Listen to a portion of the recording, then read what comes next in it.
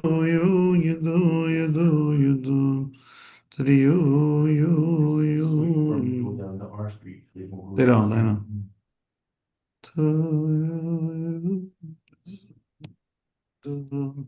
Okay, we are live there. Two more shares, and we should be good to go. Good to see everybody. What a crowd! What an olam! The olam is showing up more and more.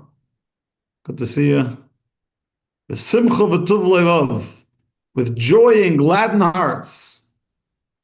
Don't let the world scare you. I should scare you, but not the world. You should always be scared.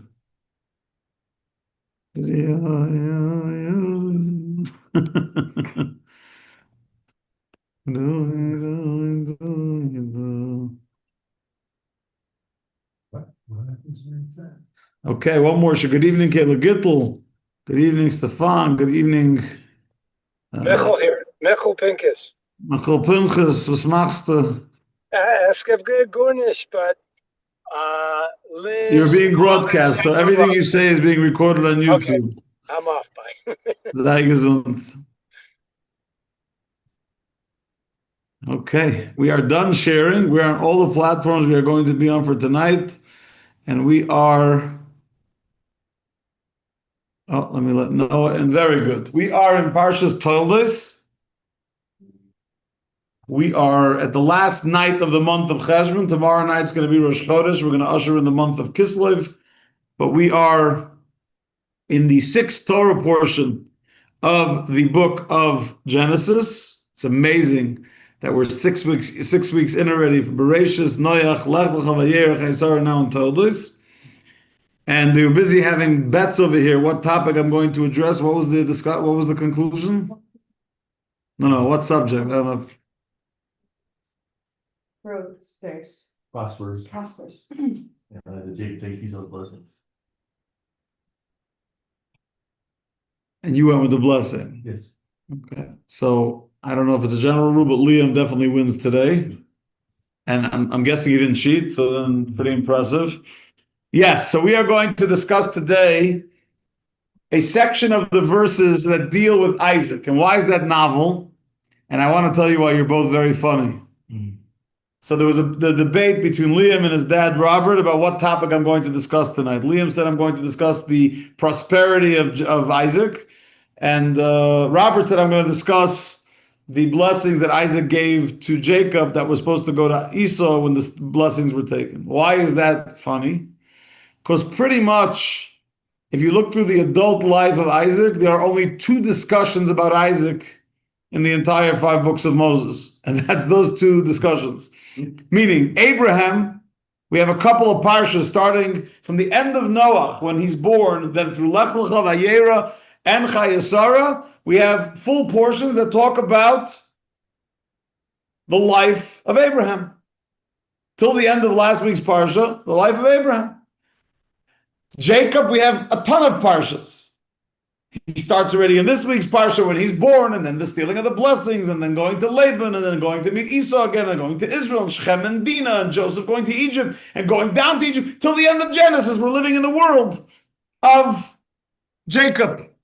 Isaac, we have his birth, we have the Akedah, but it's not really stories about who he was as an individual. He was young, he was not married. What's the 2 stories we read about?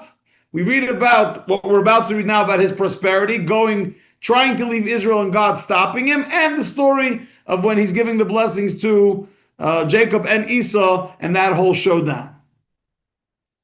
So before I even get to what we're going to discuss, which is the prosperity of Isaac in that tale, I want to point out that there's a book that I got probably 5-6 years ago. There was the author of this set of books came to Bozeman. His name is Dr. Arnie Lustiger. He's a student of Rabbi J.B. Soloveitchik, Rabbi Yoshe Ber Soloveitchik, the founder of Yeshiva University, the chief rabbi of Boston. So he made a chumash that's called the Chumash Maseiras Harav, which commentary is based on the teaching of his teacher, Rabbi Soloveitchik. And the author was here as a gift after he left Bozeman. He sent me the set that's been in the library ever since. So I was peeking through it, and he brings a teaching from his teacher that's quoting the teachers of Chassidus, which is interesting. And that is each one of the patriarchs represented a different divine attribute.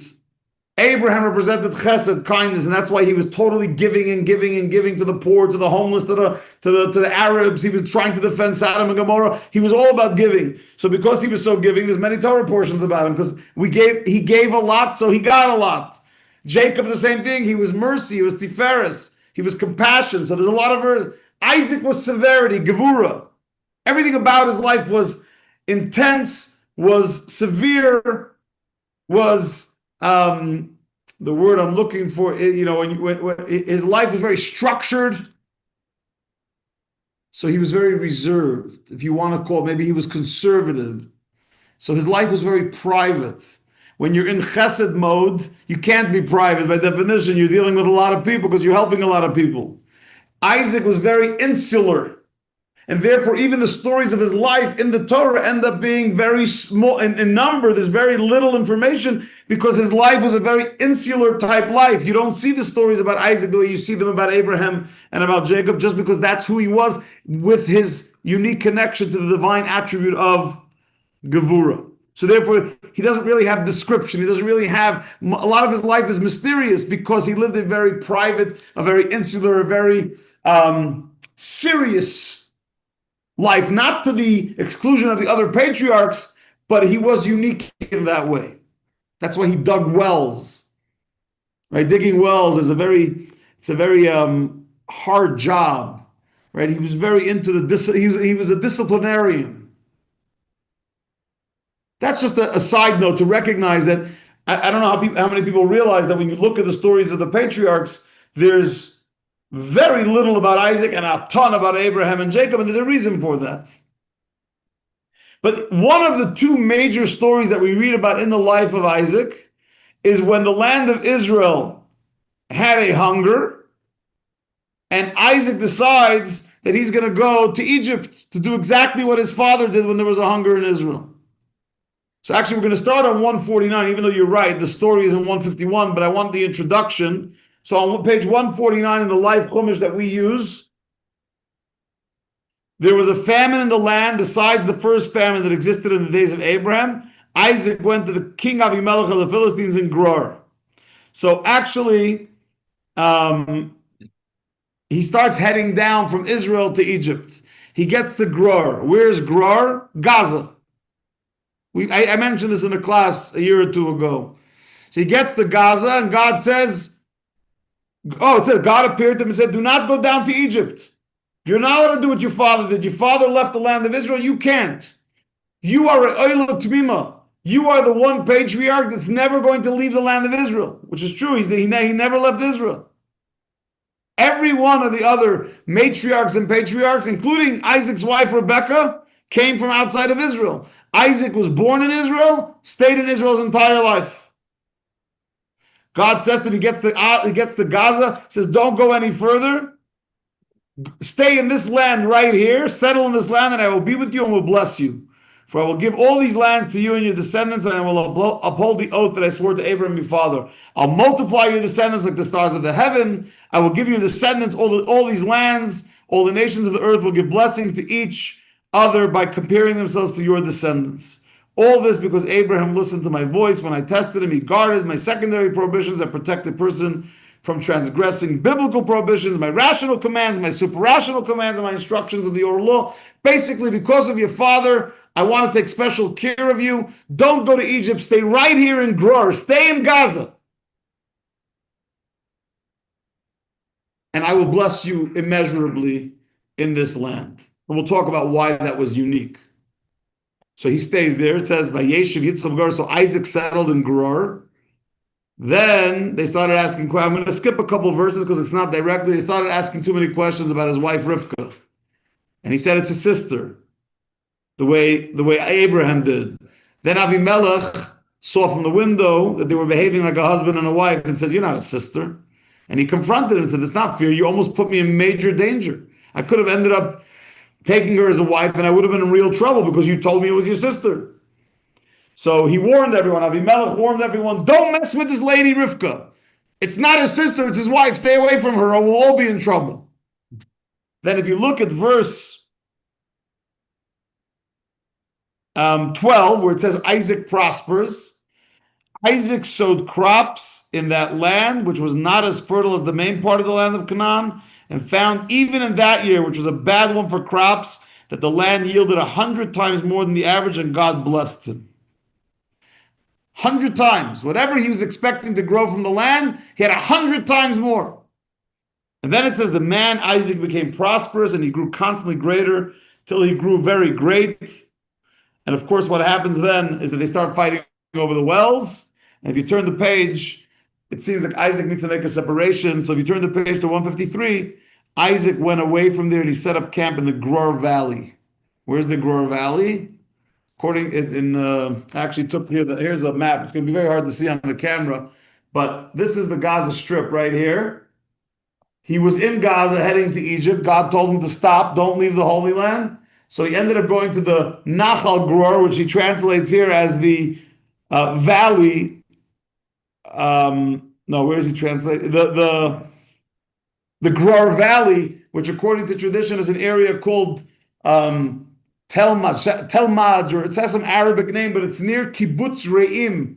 You know where the Nova Festival was in Re'im, which now is a very popular location? It was right around Kibbutz Re'im, where this was Nachal Gror, this place that Isaac went to after he left Gaza proper. So it was right outside of Gaza, a little bit further away from Avimelech, and eventually that doesn't either do well. Eventually he goes all the way inward to Beersheba right here, to the city of Beersheba, and he settles there.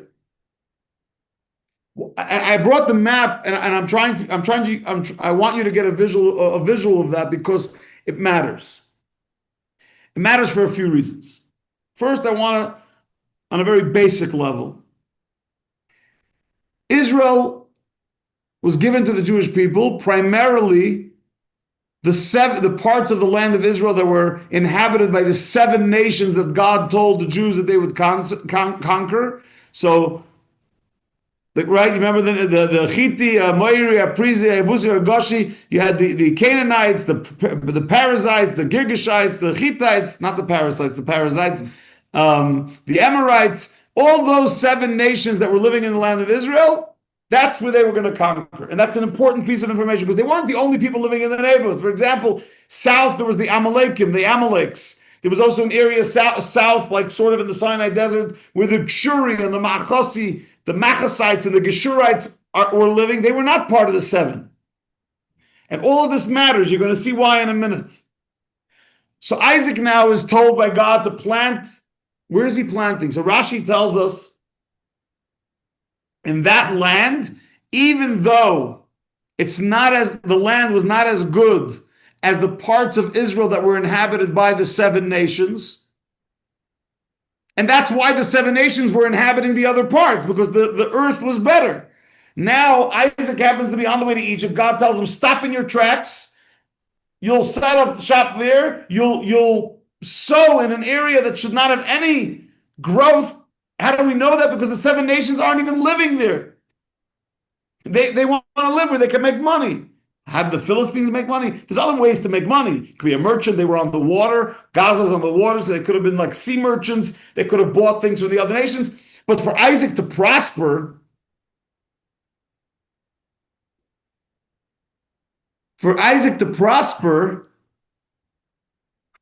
you would think he should send them into the land of Israel proper, where the 7 nations are, so he can get a good, fertile part of the land. There's no problem right here. Uninhabited because the land isn't fertile. Grow it there, and he grows it and gets 100 times more. So he manages never to leave Israel, which is what God wanted. Don't ever leave the land of Israel. He's in the land of Israel, in the proper borders of the land of Israel, but in a part of the land that doesn't have any unique. Clearly, at least from a farming perspective, does not have any unique soil for growth, and yet he sees 100 times more. What happens immediately after? It says, we just read it in the verse. It says, first it says that he became very prosperous. I don't know if you caught that verse 16 at the bottom. You see what it says? Right at the bottom of 151. Avimelech said to Isaac, "Go away from us, for you have become much stronger than us." So the Gentile, the Philistine, tells Isaac, "I'm jealous." And by the way, if you look in the Art Scroll Chumash and the Stone Chumash, he doesn't say who he's quoting. So maybe he's just the author of the Chumash, the commentary. Maybe it's Rabbi Zlotowitz or Rabbi Sherman, the ones that wrote the translation. But he says that this has been the story of Jews forever. It doesn't say they were envious of Isaac's wealth. It says they were just envious. They couldn't handle it. Go away from us. Right? If you look, let me just pull it up here. If you look in verse 14, right? Look at 14. What does it say in verse 14? He had flocks of sheep, flocks of cattle, and many enterprises, and the Philistines envied him. He didn't envy his money. When Jews have success, the Philistines of the world, the haters of the world, they're not just jealous of their money. They become jealous and envious of them. It becomes about the Jew being too powerful or the Jew being too much. Right? When someone at the Yellowstone Club's a Catholic, no one ever says those darn Catholics with their money. They say that darn billionaire and they call out his name. When a Jew at the Yellowstone Club has $1 billion, it's never that darn individual, it's those darn Jews. And that goes back to the Philistines. So if you're trying to cure this dilemma, I would highly recommend you give up on it. The haters of the world, the anti-Semites of the world will always be jealous. And when they're jealous, they're never jealous of what we have. They're jealous of who we are capable of becoming and how we never stop aspiring to do better and better than the day before. So get that out of your system. You might as well get your money's worth. If they tell you that you're rich because Rothschild gave you money, say it's true. Even though you never met Rothschild, I wish I did. And I wish he gave me money. I wish Rothschild, George Soros, and Montefiore Moses Montefiore gave me money. Unfortunately, I never met any of them. But if they're going to accuse you of it, you might as well say you're right. Because the jealousy, the envy is so irrational and so silly. You never hear people talking about all those darn billionaire Muslims in the UAE and Bahrain and Qatar. Never. Every time you hear about a Muslim, they want you to think that all the Muslims are poor, without shoes, living in a desert somewhere. Except they have more money than Kairach, as we say. But if a Jew makes $1, those Isaacs, that Isaac with his money. So Isaac says, you know what, I'm out of here. I showed you that God gave me incredible blessing and the things that I sowed. And we're going to talk about that blessing right now. And I'm going to move away. It's fine. God will take care of me. I'll go to another neighborhood. Avimelech, I don't want you to be envious. I don't want you to have a headache. Let's split. You guys take your wells. I'll go dig my own new wells. I'll do whatever it takes. I'm not interested in having this with you guys. Sayonara. So he goes to Nachal Gror, he goes to the area there near Kibbutz Re'im, and eventually he just goes to Beersheba and settles there. Now, there's a very interesting Rashi, a different Rashi. Rashi says regarding that which Isaac sowed, the planting and the sowing that he did, not Rashi, Pirkei de Rebbe Lezer, there's a medrash that says as follows, and it's a very odd medrash until we explain it. Like most medrashes, Midrashim, if you read it at first glance, they seem very off. But if you study it with commentaries and with Chassidus and etc., suddenly it has a very deep meaning. So Pirkei de Rebbe Eliezer, which is a medrash associated with the great Rebbe Eliezer of the Talmud, says Isaac sowed. The words of the verse were that Isaac sowed. Let me just pull it up so I give you the exact language. I'm in the wrong book. That's a good reason. It says in verse 12, Isaac sowed crops in the land, and he found the land yielded 100 times, and God blessed him. Pirkei de Rebbe Lezer says, it's a short Pirkei de Rebbe Lezer, and it says as follows. Can we, God forbid, say that Isaac was planting seeds for wheat? It can't be that Isaac was planting seeds. So the Medrash says, what it means is not that he literally planted seeds, but that he took all his money and he planted charity for the poor. He sowed charity for the poor, as it says, that you planted for charity. So we're not talking about literal land, we're talking about figurative. But of course, there was the literal part of it where he literally planted stuff. Why is the Medrash so bothered? Why would the Medrash say, Yitzchak would God forbid, Yitzchak would God forbid plant wheat? Why God forbid? Don't we value work? Why is the Medrash so shocked that our patriarch Isaac may have planted and seen success in the planting of wheat? Especially because literally he did that. So no matter how you're going to interpret it figuratively, there was the practical side of it too. And he saw 100-fold in success. And so, if you study Tanya and other Hasidic texts, you will find, for example, in Toras Chaim. Toras Chaim is written by the Mittler Rebbe, by the second Chabad Rebbe, Reb Dov Ber. So in Toras Chaim, for example, it says that the reason our patriarchs, Abraham, Isaac, and Jacob, all three of them, were shepherds.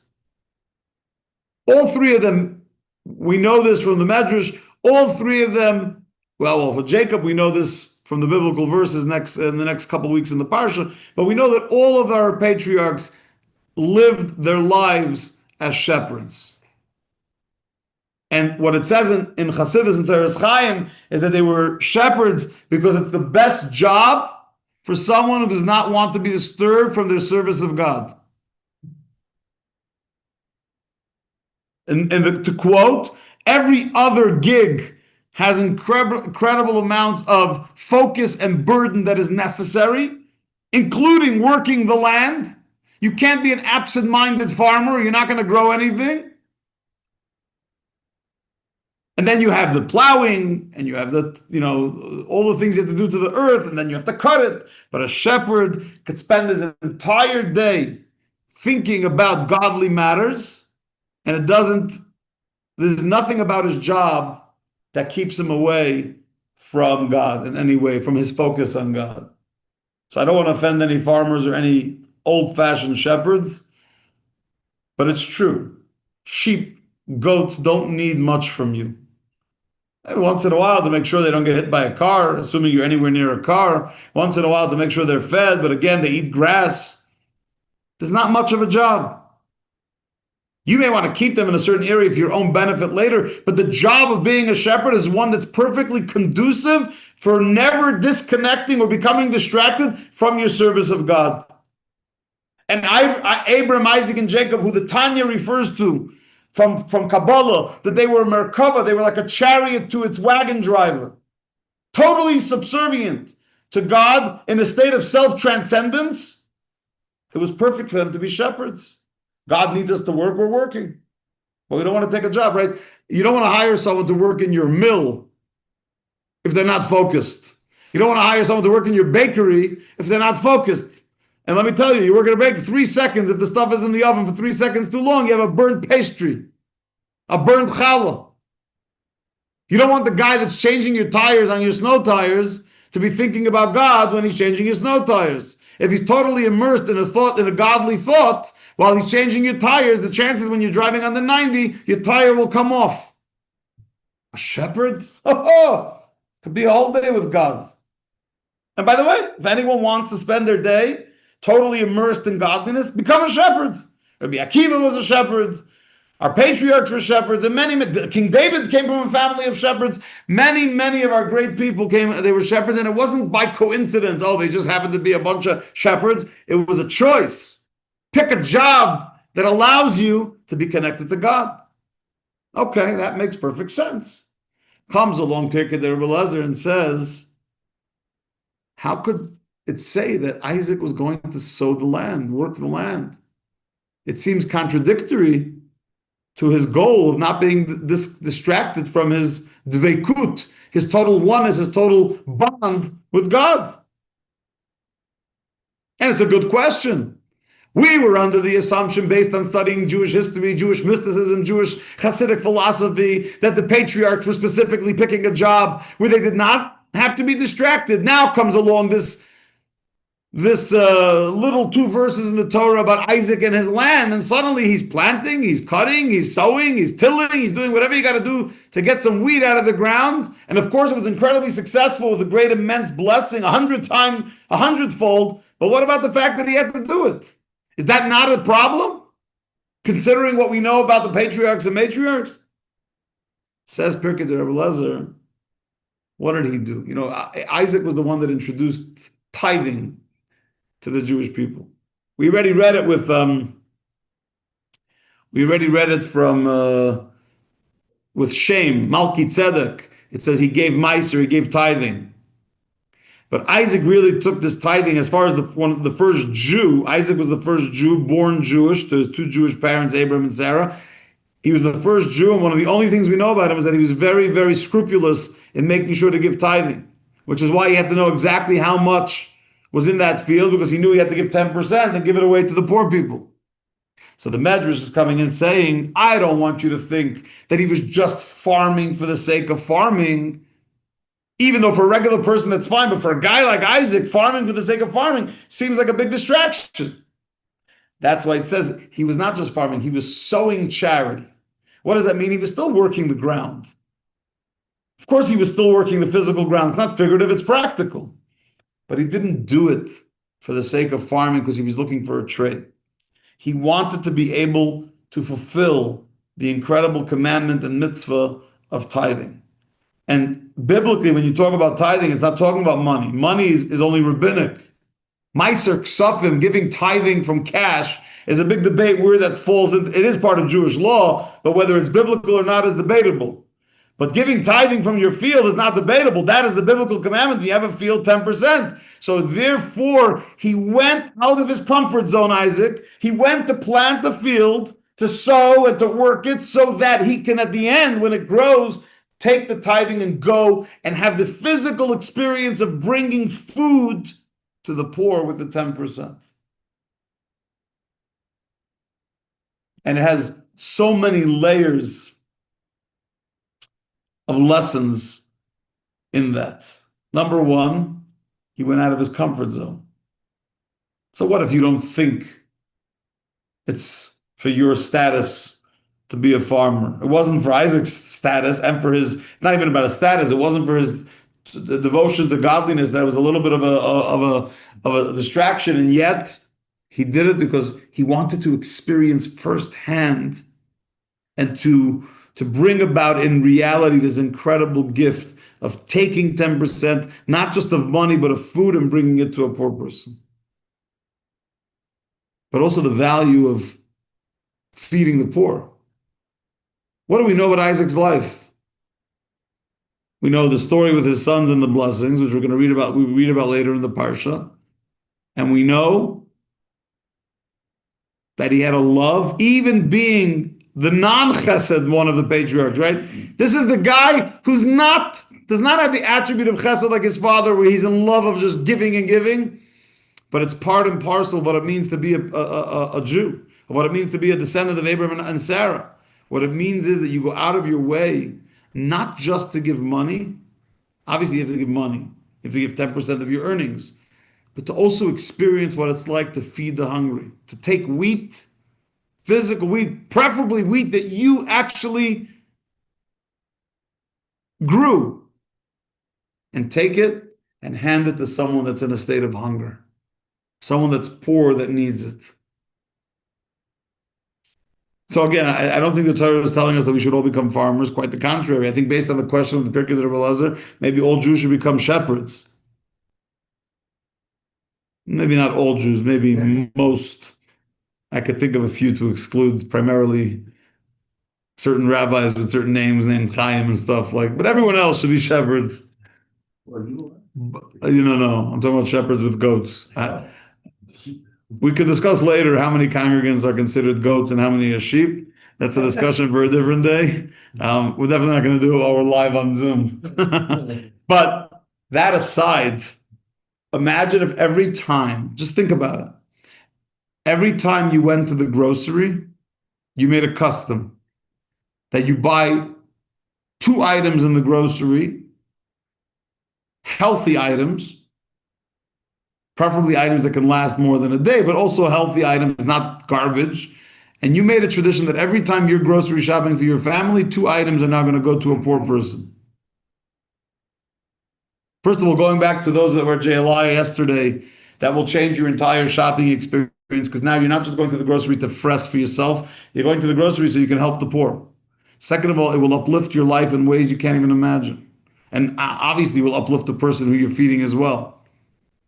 But not just do it when it's convenient. Every time you went into the grocery and you're about to take something healthy off the shelf, it doesn't have to cost a fortune, it doesn't have to be a lot.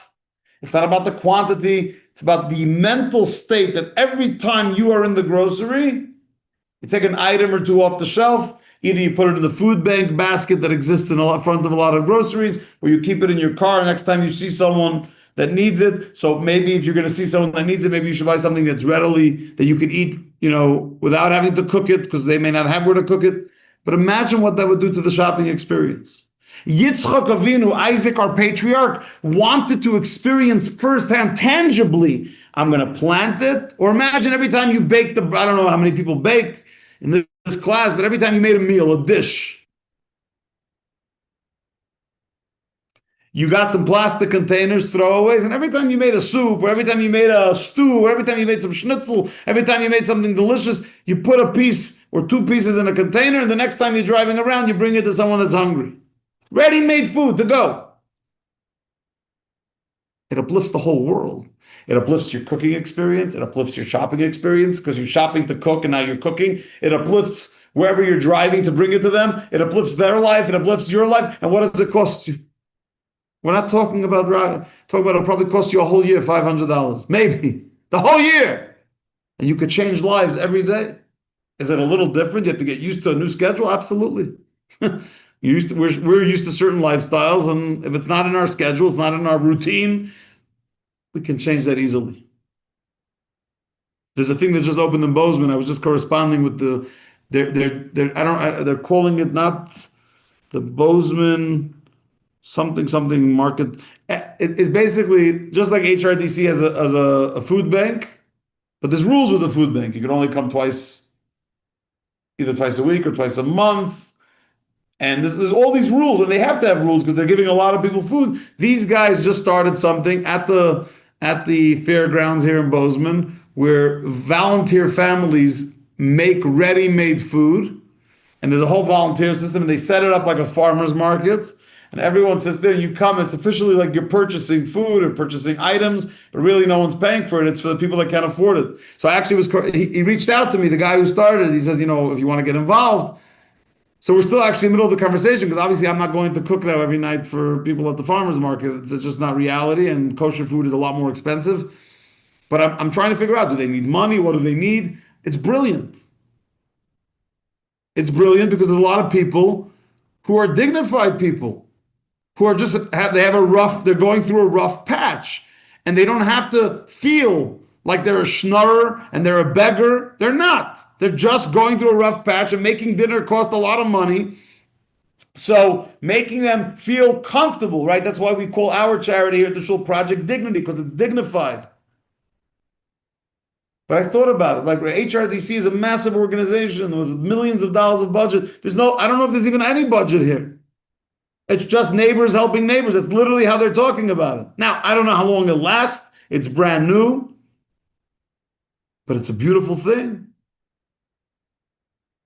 Is it overkill? I don't know. There's a lot of questions I don't know. I'm not a sociologist for the city of Bozeman. I'm not an expert. But I definitely know there's hungry people. That I know. I don't need any experts to tell me. There's hungry people. Huh? The gallons? Oh, food poisoning?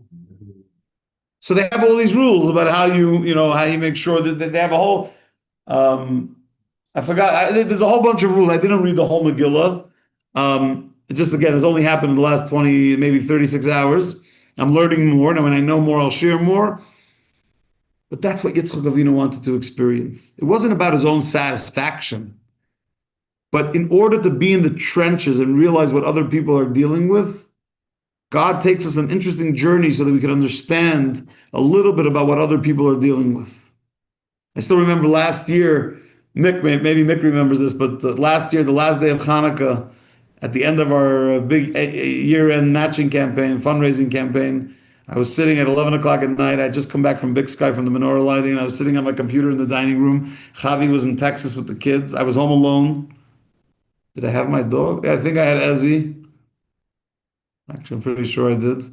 And I started feeling like chills. Like, oh, big deal. I was in Big Sky. It was cold, whatever. An hour later, the campaign ended. I went upstairs. I was like, no, that's just chills. I feel like my body's aching. And fast forward, that was on a Sunday night. Thank God Hashem was good enough to let me finish the campaign and finish Hanukkah. And then for the next 4 days, I laid in bed like a toita. You know what that means? A dead person. I never experienced that in my life. I just laid there. I couldn't move.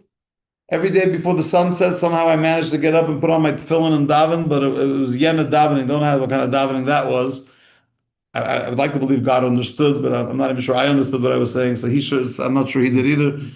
I was lit. I couldn't move. 4.5 days. I couldn't even type on my laptop. Right? Normally that's my go-to place. The one thing I could write an article. Dead. Why am I sharing that? Because I remember after it was done and finally I started getting better, I said to Chavi, you know why Hashem did that to me? Because I always make fun of people. Not publicly, but in my mind, when people say, oh, I'm not feeling so well, I'm home I have a sniffle. I'm like, oh, poor guy has a sniffle. Right? And I do. In my head, I'm like, what is wrong with people with their sniffles? They get a sniffle, they have to sit on their couch for 6 months. It's a sniffle. Get a box of tissues and give weiter. So Hashem needed to put me in my place. So when someone says they have the flu, you ain't going to see me making fun of it anymore. You know why? Because I know what it's like. Now, if someone gets the flu every 3 weeks, I have a little issue. There must be something, maybe they're getting too many flu shots. But I don't know. I had it once in 43 years, and it's vividly etched in my mind and my heart. And I still don't know. I was just laying there like a tzaklapta heshayna. I can't move.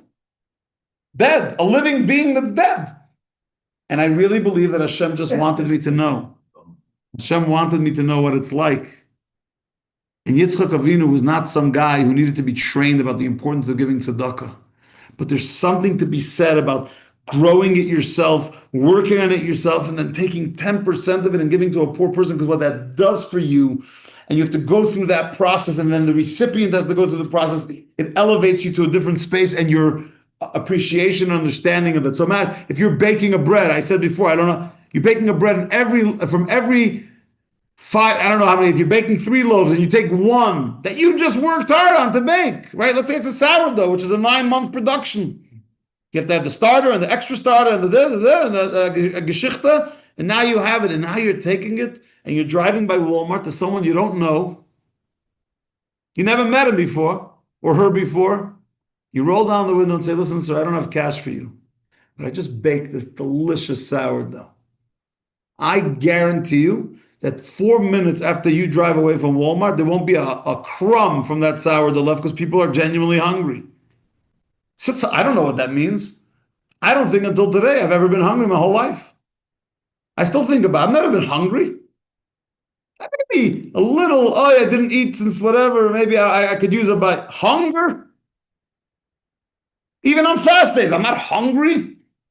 Maybe thirsty. Thirsty, I could say, I've been thirsty. Hungry? Do any of us in this room know what hunger is? And if we do, then you know what I'm talking about. So when we can take something we worked on that we could really eat ourselves and enjoy ourselves and give it to someone in need, not just a dollar bill. That's easy.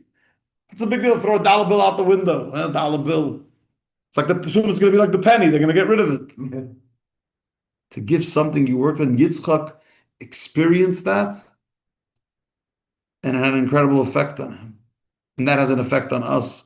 And of the two biblical stories we know about Yitzchak, we have this major story that everyone always talks about with the blessings that's in this week's parsha with Esau and Jacob and Rebecca and the whole Geschichte and the whole operation. But the other story is he's going to Egypt because he's hungry, because there's a hunger, there's a famine.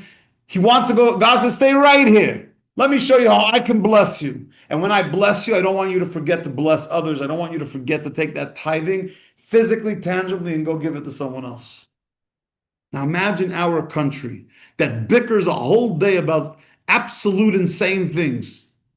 The 24-hour of news, if you go any 24-hour time of news in America, we live in a cuckoo land. I tried today to catch up on what's going on in the world. It's like, we did that yesterday. We're still talking about the same three things. Epstein, Mohammed bin Salman, MBS, whatever his name is, from Saudi Arabia. And I forgot already what the third one was. It probably wasn't that important. Seattle. Who? Seattle, yeah. No one's a Seattle mayor. No one cares about Seattle. Anyhow, don't worry about it. Seattle's fine. They'll still have that wall where they throw the gum on the wall and it's all going to be for gum wall. And so you say to yourself, that's what you're talking about? What if our entire country was talking about how we can bake bread for our neighbors? Just be nice, be kind, be gentle. I'm going to invest, I'm going to work, and I'm going to take 10% of everything I do and everything I enjoy, and I'm going to give it to someone that's more in need than I am. Doesn't mean that you're not in need. It just means they have more needs than you do, and you can share with them. Imagine what our country, what the world would look like. Instead, most people spend their time talking about their IRA. What am I going to have in savings? When the other 3/4 of the country doesn't have money for breakfast tomorrow, and you're talking about your stock portfolio dropped a little bit. Bubula, you're going to be okay. The guy who doesn't have breakfast tomorrow, the kids who have to go to school without food, they may not. Do you know how many kids in America go to school hungry and go to sleep hungry? Yitzchak was training us not to become immune to the pain of others, to become numb to what's going on around us. Live your comfortable life. I'm a big believer. Everyone should live comfortable. The Rebbe wanted every Jew in the world to be wealthy so they can give tzedakah and be wealthy. Be wealthy. Nothing wrong with wealth. We're not Christian. We believe wealth is a blessing, not a curse. But don't ever become numb and paralyzed to the suffering around us. Because if Yitzchak can do it in a land of famine, in a hard year where there was famine in the land and the earth was pretty bad. And he said, you know what, God said to plant, I'm going to plant, but then I'm not just going to plant for myself, I'm going to share with those around me. That changes the trajectory of the conversation. It can change the trajectory of a society. But when a society becomes so selfish, so self-centered, and even giving tzedakah becomes political, which it absolutely is in this country, and both sides are wrong. I don't want anyone to think I think one side, they're both wrong. Then a society goes to hell. And being that we don't want it to go to hell, we are going to be the ones to start. We're going to share more. We're going to give more. We're going to make conscious efforts during our shopping and our cooking and our baking to think about those who we don't know but live amongst us, who can use a dose of dignity, a dose of to be satiated from their hunger, and love from those around them. Have a wonderful night. Be inspired. Be kind. Be Isaac-like. And we will see you back here. I don't know next week exactly. My kids have off school Wednesday, Thursday, Friday, Shabbos, Sunday because of the pilgrims. America's school system decided that kids need off a week of school because of the pilgrims. They don't teach them about the pilgrims. They don't teach them about Thanksgiving. They forget to mention that in Lincoln's proclamation about Thanksgiving, it was all about giving thanks to God, not to the troops and not to the vets and not to your mother-in-law. There's many other days. There's Veterans Day, there's Memorial Day, President's Day. Thanksgiving is about giving thanks to God. Now, because the kids are off, I don't know, maybe I'll do a road trip somewhere in Montana for 2 days. Shabbos is going to be Shabbos. It's not affected. So you will know if there's a class Wednesday night. If you get an email Wednesday that there's a class.